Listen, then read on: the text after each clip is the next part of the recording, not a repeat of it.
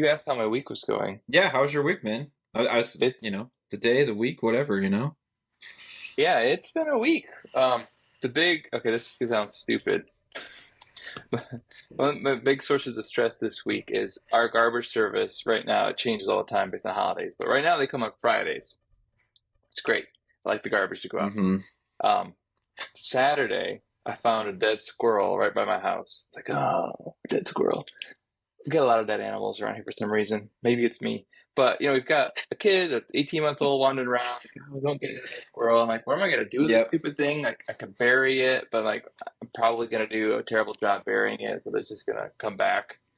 So like, well, I'll just wrap it in a couple plastic bags and toss it in the trash can. But, man, that thing stinks so bad. So it's been sitting there moldering in the trash can all week. Yep. And so I've just been Yep. waiting for garbage day.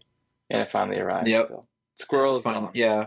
Hallelujah. No, I understand the stress of the what feels like an ever changing, moving target with the trash people, because it's the same thing with recycling. Like when we used to live, because they'd come once every 2 weeks, and so if you missed it, Yeah. then it's like, well, shoot, now I have a month's worth of recycling when they finally come back around. Now, where we live now, they come every single week, but it's a Yeah. different time every single time, and you don't want to just leave a whole bunch of cardboard out too early because then it gets all wet, and you feel terrible. They're throwing wet cardboard in the back of their truck or whatever Yeah. kind of type thing. But if you don't get up early enough, then they're like, they come and they're gone, and so it's like, I tell my wife all the time, I feel like I'm at in this battle with these people, like they're just doing it to mess with me. And now, Yeah. It's a lot of anxiety around garbage removal. I agree. It's one of the first fights my wife and I had actually was over the recycling because she was insistent. We lived in an apartment at the time that we would find a place to recycle things. The apartment didn't have a dumpster like that, and she didn't uh, know where they were because they moved the ones that were down the street from us, and so we're driving around trying to find these recycling bins. And I'm like, half the stuff just ends up in the landfill anyway. Like, why are we wasting my time driving around looking for recycling bins? But she was insistent. It was our first fight. It was good times. that's awesome. No, I Yeah, like it how my mom's is set up where she lives. You just drive in with your stuff all the time, just show them a card that you like live in the county or something. It's part of your taxes or something like that or whatever, and you just dump it like yourself or yeah, whatever, which is fine. Half the time I'd prefer that, like instead of having to like, oh gosh, like I got to beat the garbage person out or whatever, sure. kind of type thing. So yes, the fun things you argue about or worry about when you get older, right? Yes, These are not exactly. these are not the things I thought would be on my mind in my 30s. Well, now we have so many kids. It's like we hardly ever argue because you're always just chasing them around. So it works out, Yeah, I guess. exactly. It's always a moving target. Sure. How's your week going? Good man. It's been trying to just get a bunch of work done because I actually went to go pick up my mom from the airport. She's gonna stay with us for a little bit. So, having family over is always one of those. It's like really great to have family around. But also like, there's again that added bit of like, I'm trying to get stuff done here. And when you work for yourself too, especially, everything is just becomes that much Yeah. harder to get things done. So it's a good thing though ultimately. So that's really cool to be able to do that. So, but got a couple of fun things. Was working on a couple of client projects this week too. That was cool. Just some fun. I don't know. Every time you do something technical, like people always end up being like the wrinkle, right?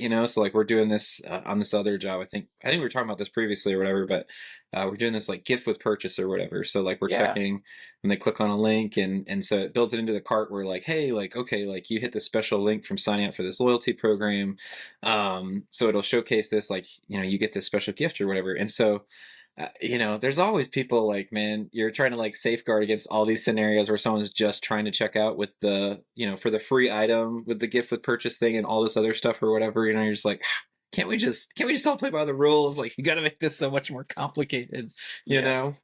So dealing with all those random scenarios of like, this person was able to add it to the cart, or this app didn't actually honor the fact that we were hiding this product from the storefront or whatever kind of type thing. Just like, just annoying stuff like that.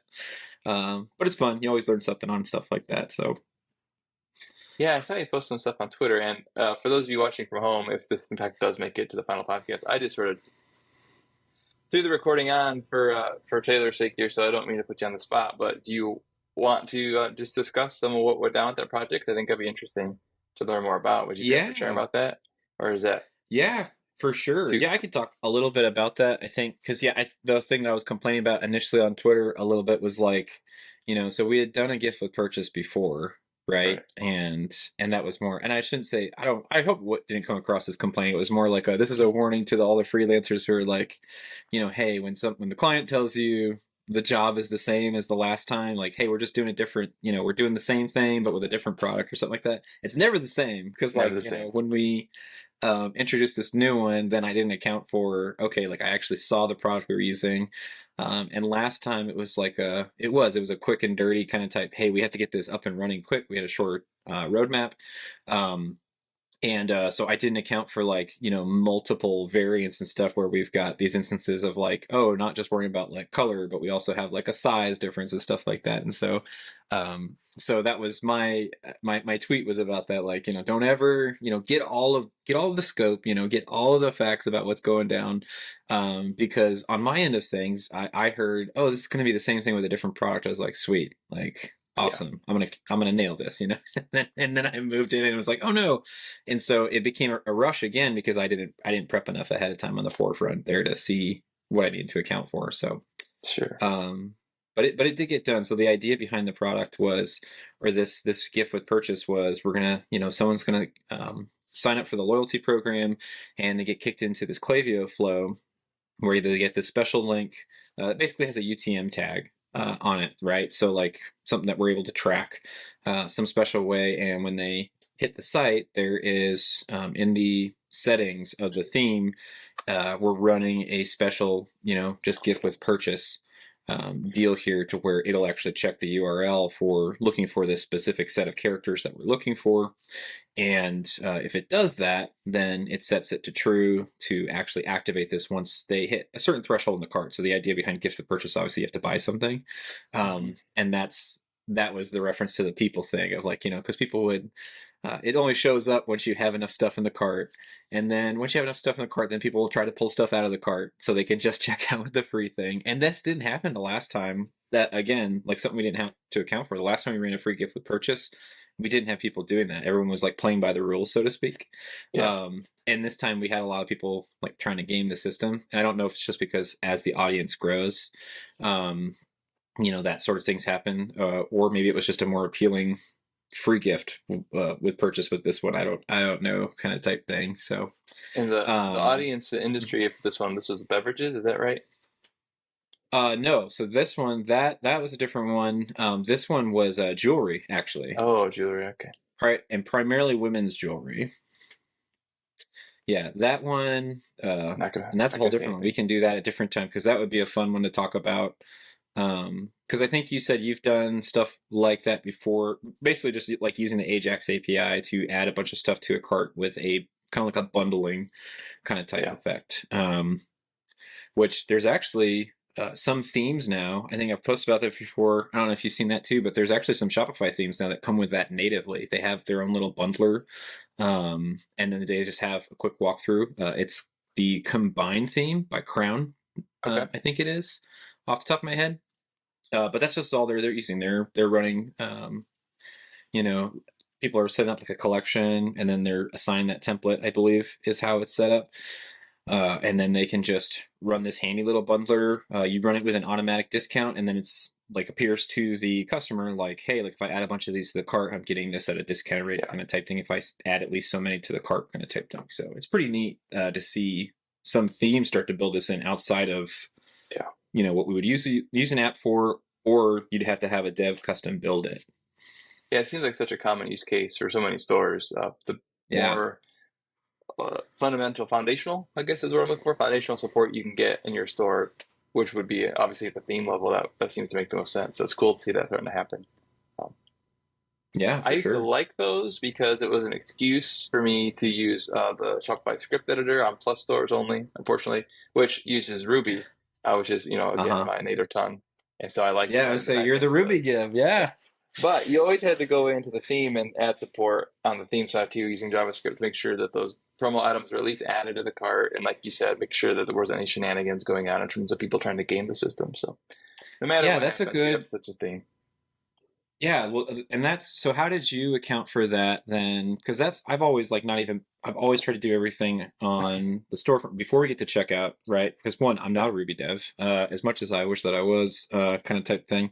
But so when we're talking about using the script editor and stuff, because that's the nice thing about like their buy one get one or their bundling kind of type stuff or whatever, the product has to be in the cart, otherwise it doesn't work. So what kinds of things did you have to do? Did you have to like prompt them somehow, or were you using some way to like automatically add that to the cart based on certain things, or what ways were you getting around that outside of, my way was, oh no, we're going to force them into this bundling requirement or whatever first kind of type thing. Yeah, well, depended on the situation. A lot of the stuff that I ended up doing were like free gifts with purchase, or like certain discounts with purchase sort of promos. And so the Shopify script editor, the API for that on the line item side, was somewhat limited in what it would do. So you had to do a lot of the movement of products and things through the theme. And that's where I Hmm. personally always felt challenged because of my background in web app development. It's the browser model, the client side of the DOM, it's so much different in terms of how events happen and what to trigger and what not to trigger. And so I would often find myself writing code that would work great in a traditional environment, right? But then just fell down in the browser. Um, so the trick that I often had to come upon was figuring out, and each theme is different, right? Like what are the different triggers that can actually cause things Hmm. to get added to the cart? Is the cart being updated? And then in your own client side code, like how often do we need to check the contents of the cart by grabbing, a fresh version of the data from the API just to make sure that we're consistent with what's actually happening, um, that kind of stuff. So Hmm. Yeah. Yeah. That's the thing that I've been playing around with a lot, which I feel like there's a handful of themes that do this well. For instance, well, at least the first set of themes that I saw start to do this was archetype themes, where they have mm-hmm. like really good developer docs and they'll call out JavaScript events that they've just automatically built in, particularly around cart events, which is what most of us want, right? Like Right. sometimes like, hey, like we need to know when the cart gets updated because then we want to do X, Y, and Z. So I think their implementation in that has been pretty cool. And I think other themes are starting to kind of follow suit, with Yeah. how they do that as well. So I'm sure I'm not even properly calling out everyone that supports that now or whatever. Archetype is just the first one I remember seeing that and being like, oh man, this is super handy and smart how they did that. Yeah, there's another one. Some of them are pretty good too about building in custom event notifications, like just in their own code, like on variant changes or even things being added to car, and they'll emit their own custom JavaScript events that you can latch into, which was super easy as opposed to having to find the theme JS or whatever and add your own stuff into that, which not only is it a little more difficult to find where to do it, but then you just know as a developer, like this is a maintenance nightmare. Like I feel sorry for the poor person following me, 6 months a year down the road. Like, where did this come from? Well, it came from me. I'm Right? sorry, but that's the only way it would work.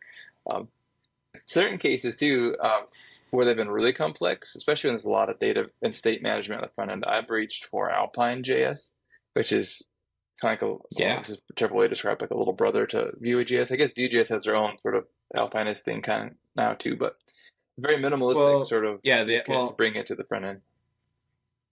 yeah. Well, and I like to describe Alpine as kind of like the brother of Tailwind, because it's like that utility first kind of type Right. deal, but for JavaScript instead of, CSS, right? Like, and so it is super handy, but it is very Vue like, I think, in that regard. I don't know Vue well enough. I've tried to find excuses and reasons to do that a handful of times, just because I do know a lot of people like really like, baking Vue into stuff as well. I know there's a lot you can do with it, Yeah.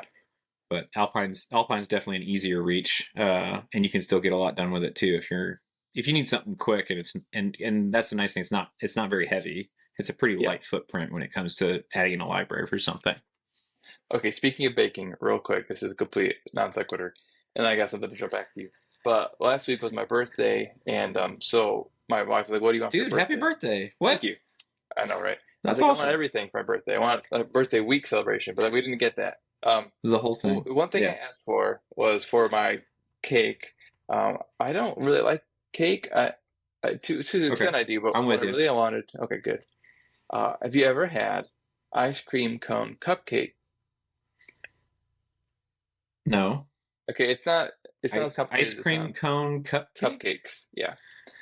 So what you Huh. do is No. you make up a normal cake mix. I prefer funfetti, so it's got the little sprinkles in the sort of Oh yeah, cake mix. Yeah. obviously. And then you get cake cones, which are the flat bottomed ice cream cones that are pretty common, right? They're not the sugar cones that are Right, right, right. flaky. They're not waffle cones. They're just flat bottomed ones. And then you pour the cake batter into the ice cream cone, about 2/3 of the way full. Uh-huh. This is the hard part. Stand them up in like a cookie sheet or something, a baking sheet, and put them in the oven and bake them just like you would a cake. And the Uh-huh. cones don't burn, and the cake, actually bakes in there. And then you take them out, and so you have the cone now, and the cake just kind of barely crowns over the top. Then you frost it with a generous amount of delicious frosting, more sprinkles on Right. top of that. It's delicious. I'm telling you, it's got the Dude, crunch that of the sounds cone, amazing. the cake. It's the perfect combination of texture and flavor. They don't I've last though, so never you gotta heard of eat them. this. Oh yeah, Yeah, I say you gotta have them then, right? I That's ate that's awesome. 3. No. Yeah. No, my thing every year for my birthday, I have done since. So I'm a hardcore creature of habit. Like I'm into these, it's kind of a little bit of our culture or whatever. But like me in particular, like I have all these traditions around food, like or Okay. whatever. So like for my birthday, every single year, I have a Boston cream pie, like which is Interesting. kind of like a cake, kind of not or whatever. But I loved it when I was a kid, and so it's just what I have every single year for my birthday. So my wife always makes one. She's very talented in the baking area, kind of Oh. type thing, and yeah, that part's nice. And then I always go to Red Lobster for my birthday, which is just it was like the nice restaurant when I was a kid. Like that was the area we lived in. Like not a whole lot of like nice restaurants where like the nice restaurant was a Red Lobster, or whatever. So crab fettuccine Alfredo, I get it every single year for my birthday. But I think I'm Dude, gonna have to change it up. I don't know if you've been down to where you're at, like close in the Columbus area, like Easton Way, that Tejas de Brazil. Have you ever been to one of those, Brazilian steakhouse I've things? heard of this place. I have not been able to go. You need to. I mean, you need to check it out. If that's you're gonna drop some pretty serious money or whatever. But that's. I mean, I was like, wow. I was impressed. It Okay, was I it was see. pretty fantastic. Well, I'm just saying, if you do come down this way again, there's a Red Lobster right up the street from me. I will take you. I got a gift card. We'll get some cheddar biscuits. I'll watch you eat Nice. your whatever, and then we'll bake cupcake cones. And There speaking you of go. wives, I've sort of felt like before I was a married man, like, okay, there's two things that I would really luck out with. If it just so happened that whoever, I ended up marrying had these qualities. One was they were a good baker, because I love baked goods. And two would be if they're like a masseuse, like that's like a thing they do, like that would be pretty awesome too, right? So, Right. yeah, because you got the baking one. So It's so that's you're pretty are good. you 2 for 2 then? Oh, my wife gives Is decent back is rubs, and she's a good is baker, but yeah, not professional, not professional. right? Not professional, not quite. Honey, if you're Yeah. listening to this, No, I'm sorry. You do a great job in these areas, but it's that's right. Hey, so back to coding for a second. Sorry to take us on that road. Um, I thought No. you raised a Yeah. really good point when you were talking about some of your frustrations with that project and kind of getting in, not over your head, but like more scope than you thought was there originally. And I Yeah. don't know how you've approached it. But earlier on in my freelancing career, one of the things that came up that I was like, no, no, you don't do that. But I ended up doing and worked out really well for me was this idea of paid discoveries, especially for newer clients or projects that I'm not familiar with, where I would Mm, insist upon like there's a certain amount of unknown here that needs to be discovered, and this is not something that is really estimatable without actual work on my part. So why don't we yeah. work out something where I deliver something of value to you and you pay me money, and then at the end of the day, I've made money because I spent my time on it. And two, like we both have a lot more confidence in what this project will require, and I can give you a much better estimate. And that's worked out really well for me. Obviously, with people I'm more familiar with, we just get right into the project. But especially for newer projects, newer clients, have you ever done anything like that? No, I mean that's super interesting because I've seen people talk about that a handful of times. I think it's such a good idea because I think it's so much better too when you can get that stuff done on the front end more so than on the back end because one of two things happens, right? In those scenarios where you don't do the discovery piece or whatever is, do what discovery you can, you just end up eating the cost or you don't do a sufficient amount of discovery on the front end. And so you end up doing extra work, right? In those instances where, there's just those things that pop up that you couldn't have possibly foreseen.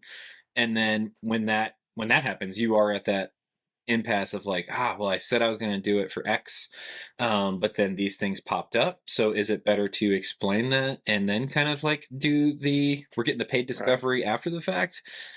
Or is it better to just like eat the cost? And so then it comes down to more to like, well, how bad do I want to keep this client? Like, Right. more so than, so you put yourself in a bad position. So I don't know. I would love to, like, how do you approach that with clients of like, because it's basically like, hey, like, so we have this kind of idea, this like bigger scope of work. And I guess I that's probably the thing I've struggled so much. So is how to communicate like, okay, like I can take a look at this, but this is going to take my time. And there's just a handful of things that I'm just going to be guesstimating before getting into this. Otherwise, this is just a shot in the dark. Um, so like, I need you to pay me money before I'm actually going to deliver any real results. Yeah. Like that's what I feel like I'm saying. So like, how do you talk about that with people when it comes to paid discovery? That's a great question, Taylor. I'm so glad you asked it. So I feel the same way too. Like there's just a lot of trepidation. Yeah. Like, what am I asking for, and what am I giving them? Is there anything of value I can provide? And what I came up with was this idea of basically generating a project document that they could then take and either use with me, and we would continue the project. And I'd be able to estimate it and price it appropriately, and we'd all be on the same page. Or if they got into this, they could take that and work with a different developer, or at least have that plan, so that when they did want to finally Mm, get into development, they had something.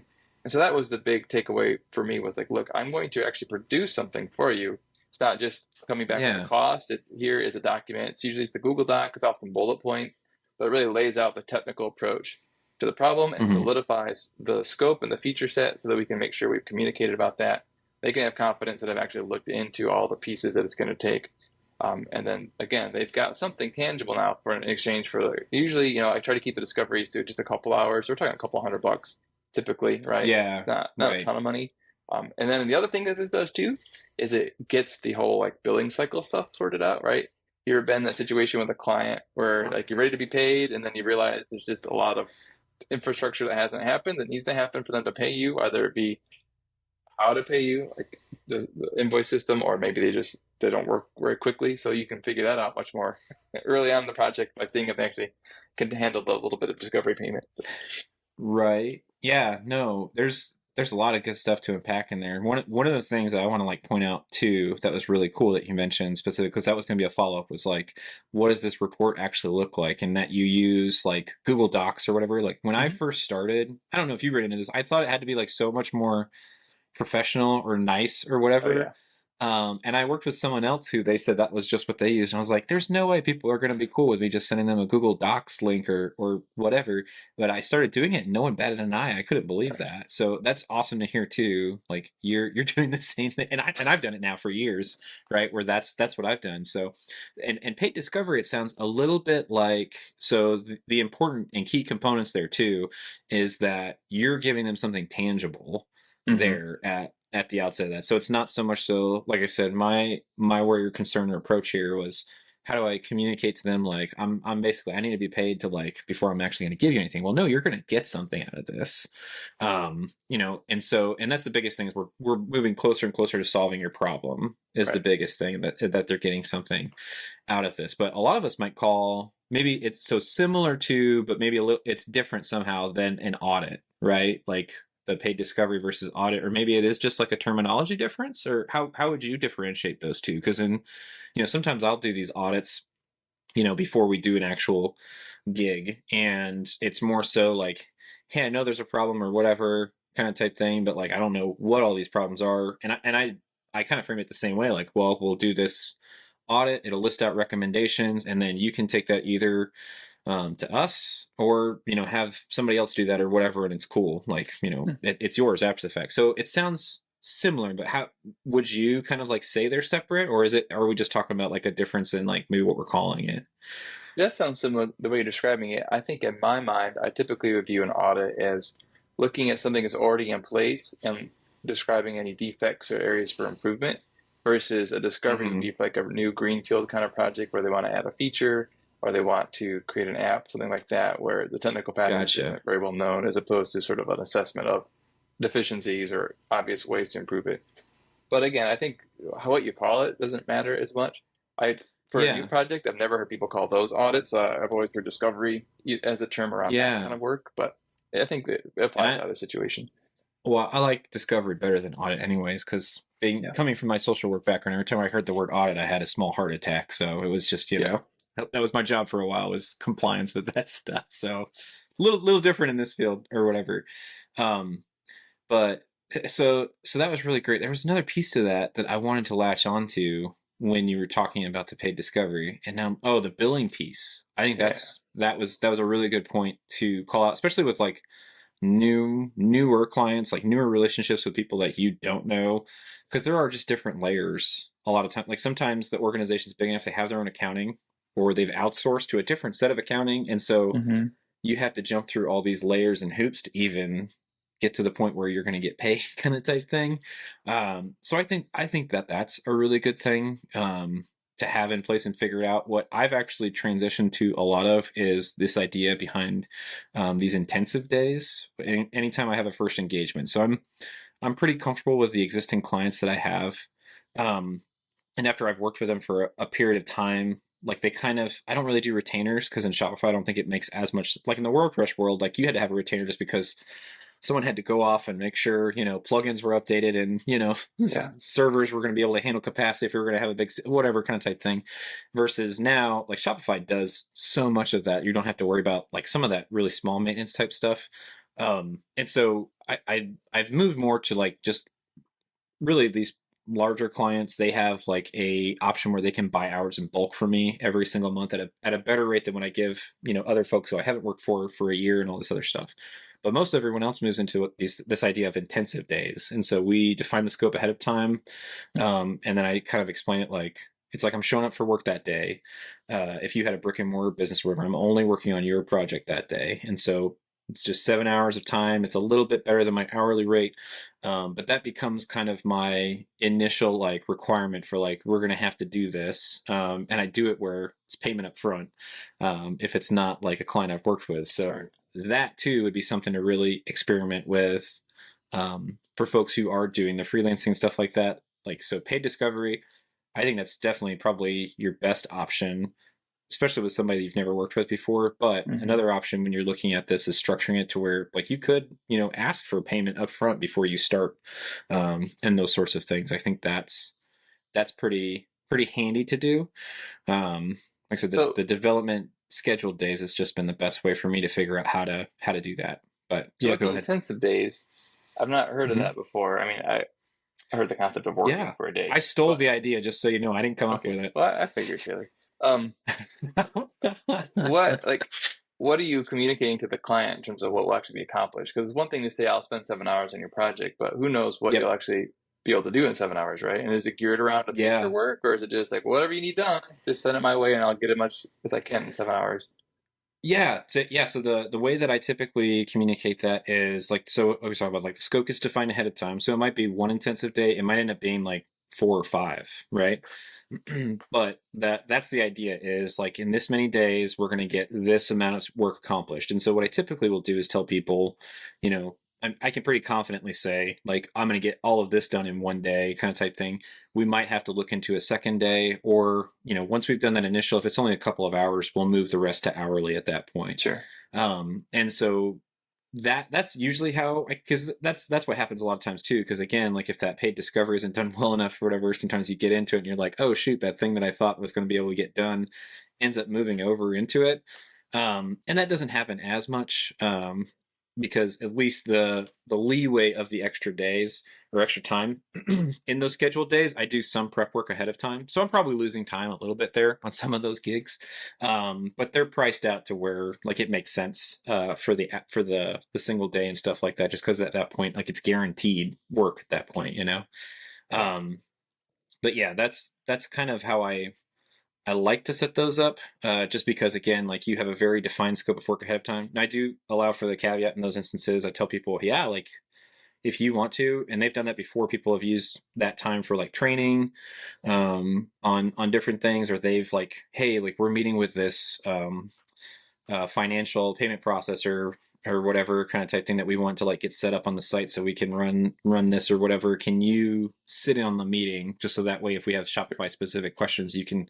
I'm like, yeah, but so there's that caveat of like these are the deliverables for the day, but if you ask me to do extra stuff, that's going to obviously impact my ability to do the things we talked about. So and I did get the idea from a couple of people. I've seen a couple of people do this well in the Shopify space specifically. So I thought it was a neat way to go about it, and it's been pretty helpful as far as being able to get specific work done on specific days. I think for scheduling, it's just nice because I only do one or two a week because it's pretty intense when you're trying to like be all in focused on Oh, just sure, one yeah. project.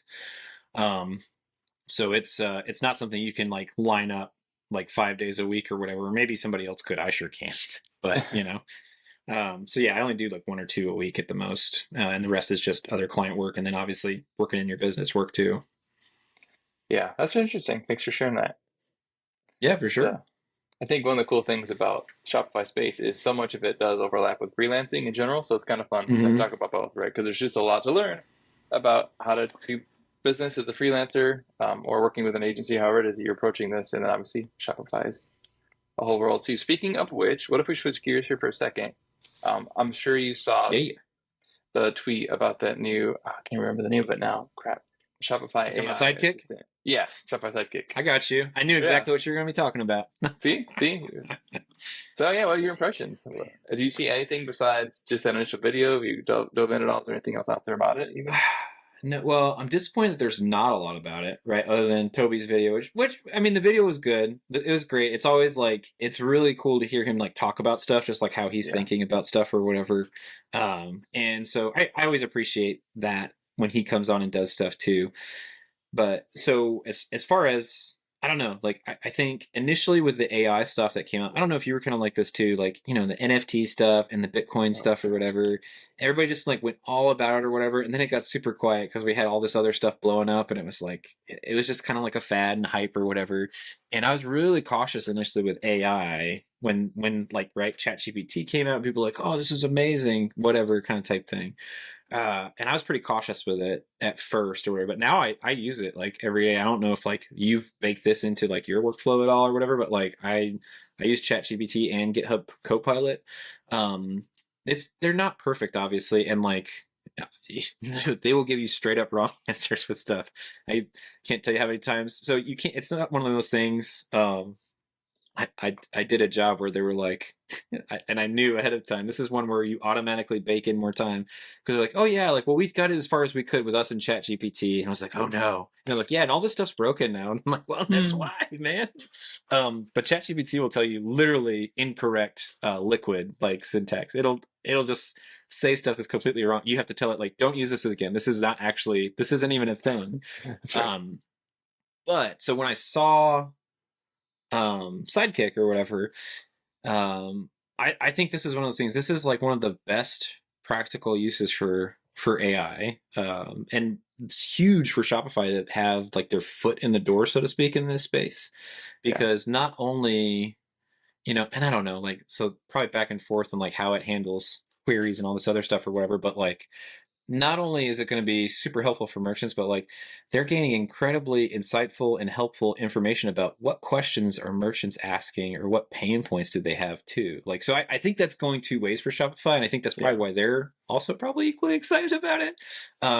But from the idea or aspect of like entrepreneurship in general, right? Whether you're doing e-commerce, you're doing freelancing, you're trying to, build up your own thing or whatever. Like it feels lonely a lot of times or whatever. And so just having, even though it's AI, having that feedback of like someone to just bounce questions off of or whatever, I think is going to be huge. yeah. That's really good observation. I think your sort of second level thinking around what are the other motivations that Shopify might have here? That ability to collect data. I mean, I was thinking about this for years, right? Ever since the web and Google became a thing, like, do people not understand? Like, companies are now basically inside our heads and able to extract our thoughts Mhm. because we're just typing them in, which is so convenient and helpful. But at the same time, like, they're not stupid. Like, that information is being used for something. So Right. I think that could be a plus, especially in the Shopify space, right? That's only going to improve the product, right? In terms of how they market it, the good things. It's not as scary as Google to me. Mhm. But to your point, I think there's a lot of potential for it to be powerful. I just don't know from a Yeah. developer standpoint how much it's going to help us yet. It was unclear. I'm excited to see how that kind of comes out.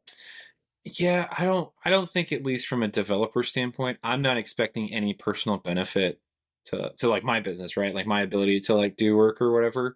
But I think there's just so many, I mean, I don't know if you've, even like checked around. There's so many like developer tools coming out, like AI based dev tools or whatever, that it's a lot, or whatever. And Yeah, so I think it'll be a while before we kind of like run into this scenario of actually being able to, what is and is not decent, yeah, as far as a tool goes, because I think it is so easy to spin these up now, um, that it's something that people are putting out a lot of bad tools too, just like anything else when it's hyped, right? Like everyone's talking about it, so that's right. ride the AI train.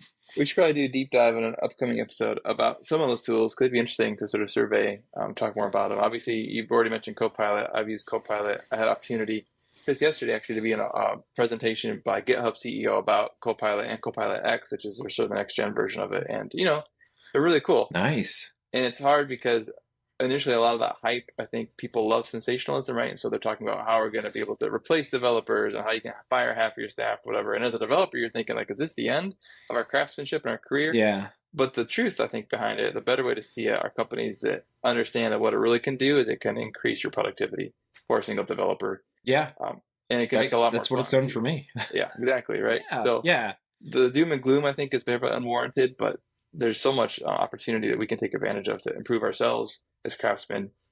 Because I think what people often forget on the angle of these tools too is, yeah, there's a part where it helps you build stuff, right? You're asking questions, it's spitting out code, whatever. But don't forget, like it's just as good as good. It can be just as good, but it's not lying to you about explaining code and concepts and things. And so Yeah. there's never been a better time to level up, so to speak. I remember early on in my programming career, it was me and a Doc 5 manual.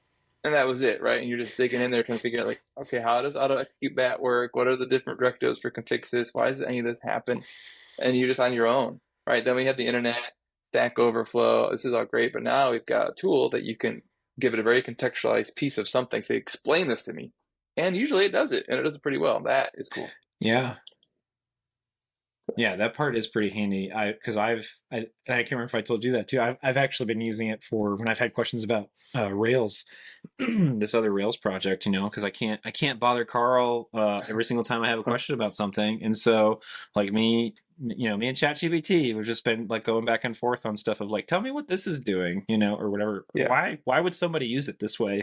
Um, so kind of because there's a lot of times there's a Rails way, and at least there's been enough documentation out there that ChatGPT is like decently trained on that, because the Rails way hasn't changed probably too much really in the past several years about like what they're trying to usually push for in regards to conventions and stuff. So for right. things like that, I think it's super handy. Obviously newer stuff or whatever, like I don't think you could ask it about remix or something like that or whatever. I think it'd be super confused on what's going on. But like, yeah, there's at least for the much more um, established languages, libraries, frameworks, and stuff like that. I think it's a great way to look at that stuff. Again, you just can't take it all as gospel, you know. Right. Well, and even talking to me for your Rails questions, for example, like I'm quite likely, maybe not hallucinate, but I probably will lie to you or make up things that aren't true. So it's pretty close what you're going to get from a So friend. it's probably pretty close to accurate. From this is pretty much the same as if you were talking to somebody. They're To going to be Carl. wrong about some Yeah. things. So Yeah. not Carl. No, not Anyway. Carl. That's a poor example. Oh, anyway. Well, we've been yammering out for a while here. Do you kind of want to turn the page again and maybe talk about, do you have any like highlights or picks of the week or that kind of thing or anything you're looking forward to? Oh man, picks of the week and things I am looking forward to. Oh man. All that kind of stuff. I don't know. I'm on the spot a little bit. Do you have Again, I know anything we just jumped in. that are you Like thinking? fly by the seat of my pants. Sorry. I just, No, that's we're, good, man. That's good.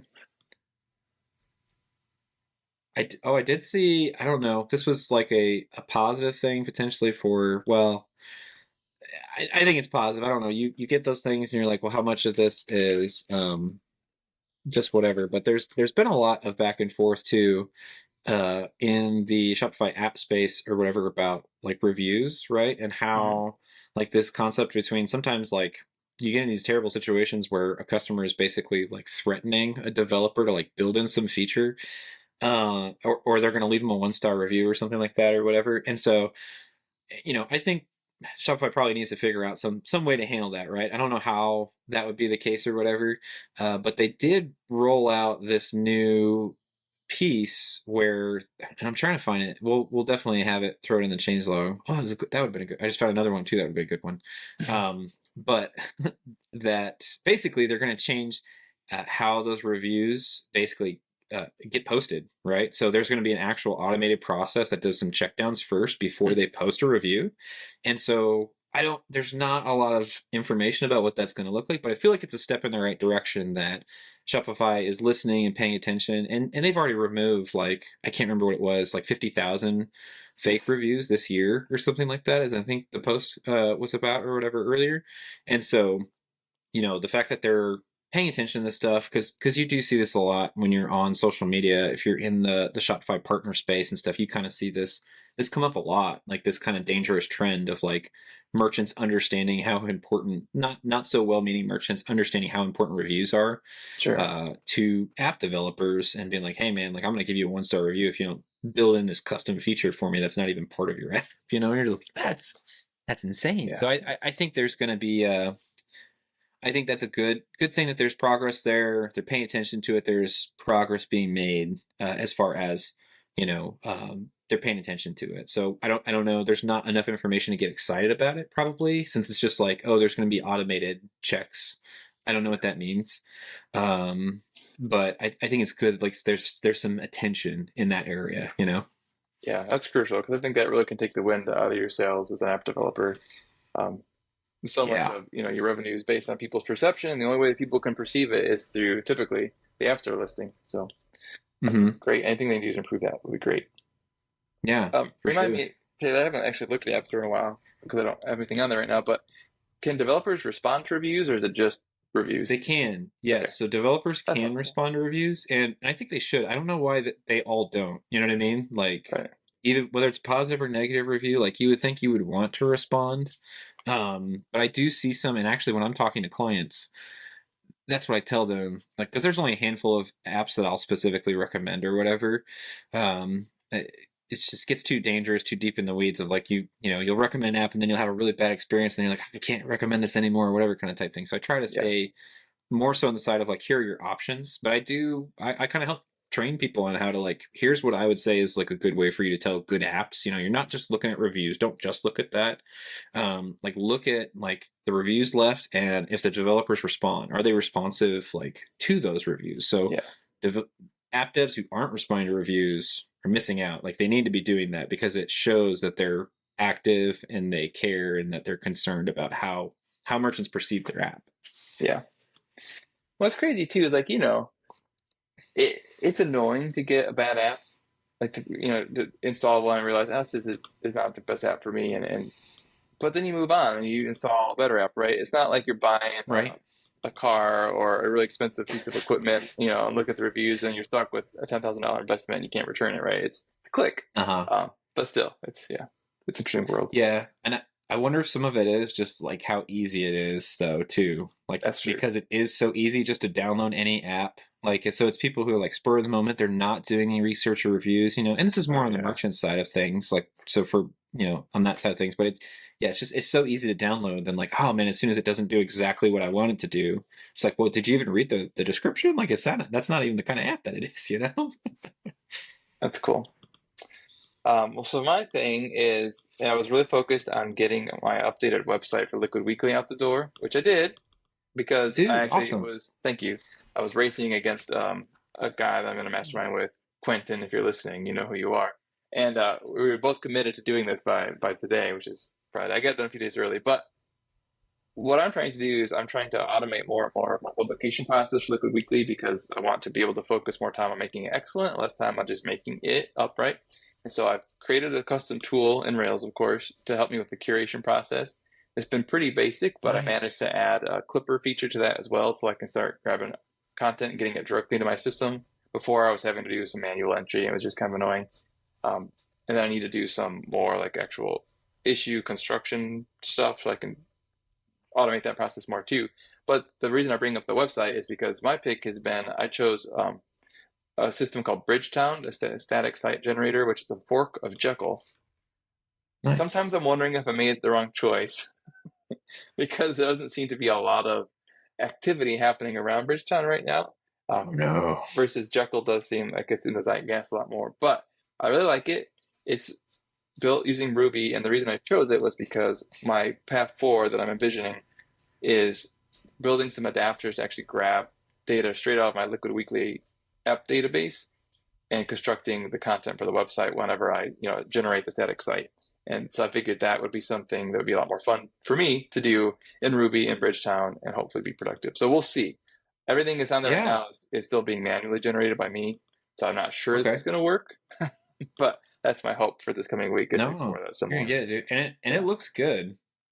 Well, that's the other I thing. like Like this. I I have like how not a clean it designer. looks. Okay, well, that's because I don't know what I'm doing. No, I think it's no. I like it when it's just like when there's so much other stuff going Yeah. on. Like you're like, how do I even find what I'm looking for here? So no, this is awesome, man. Yeah, we're trying to transcend again from just a newsletter to being a resource for Shopify development. And so what I just started doing is I keep statistics on what articles are interacted with the most. And so I've been going through those and I've just been manually bringing those onto the front page so people can see those. Because I figure that's a way to start. But eventually, we'll add categories and search and things like that to make it even more useful. So That's awesome, man. And yeah, cool talking about the actual stack and stuff. I That's got to build in awesome. public, right? That's what they all say. Yeah. Well, in Bridgetown, I mean, how do Don't you get say what dressed in kind of work? public, I don't but know. build in public. That's don't build your outfit in. That's Yeah, right. Bridgetown's got. I mean, they've got commits from like 4 days ago, so Well, yeah, I mean the you're all maintainer, if right. you're listening, he's a cool guy, but like, Yeah, yeah, I just don't see it coming up much. So. yeah. Well, no, that's cool though. Especially if it's. I mean, it's one of those things though. It's hard, probably, right? It's kind of the same thing in the JavaScript world. It's like everybody's talking about like the newest thing Right. or whatever, and like sometimes it's like, man, it's hard to beat the things that have just always like worked and are solid. Like Well, and I don't need the new and fancy, you know? that's why I'm doing it this way. Like, I don't plan on handwriting all these posts and having them, sitting in my Bridgetown repo. It's going to be stuff that I'm pulling out of my own database that I'm in complete control over. Realizing that someday Bridgetown might go away, or it might not be the best choice for me at that point, and then I haven't lost much, right? Because all the data, all the core content is still in my system. It's still where I want it and how I want it. So, Yeah. um, Well, and the nice thing about open source, you just fork it, right? well, You yeah, got it. I have no desire to fork a CMS right now, but yes, you Like I'm not doing that. I've got things to do, like throwing squirrels in trash cans and stuff like that. So, dead squirrels. Ah, It's just in case someone dead jumped up squirrels. last Yeah. night. That was, Yeah. That's a, I don't kill the squirrels. right. You shouldn't talk about that on here, man. Like, what are you? That's awesome, man. Well, it looks good. I know you say you're not a designer, but I love how clean this is. Thanks. So this looks great. I had a tab open to a really cool color picker like theme thing. You give it two colors and it will show you like a couple others complimentary. And then I lost the tab Yeah. and I can't find it in my history. I'm like, oh, where was that site? That was so helpful. Oh I'm sure I'll no. find it again. But I'll say I've got like 20 of them I can send you. okay. There's so many of those out there and there's so many good ones too. I'm And sure a bad designer ones. will be able to I found say, most of the bad there's ones. this So. one. Yeah, I was gonna say that's like this one's a good one, this one's a bad one. Like, okay. Anyway. Awesome. Well, hey, um, I think that was, or I was supposed to come up with a pick, but we'll just say my change log call out was just what it was. I don't know if I've got anything real specific or handy for you here, so Awesome. we'll just call that good. Well, thanks for being willing to just jump in with me today. It's always good to connect and hear what's going on in your world. And yeah, we'll do it again. All right, awesome, man. Sounds good. All right, take care. All right, bye.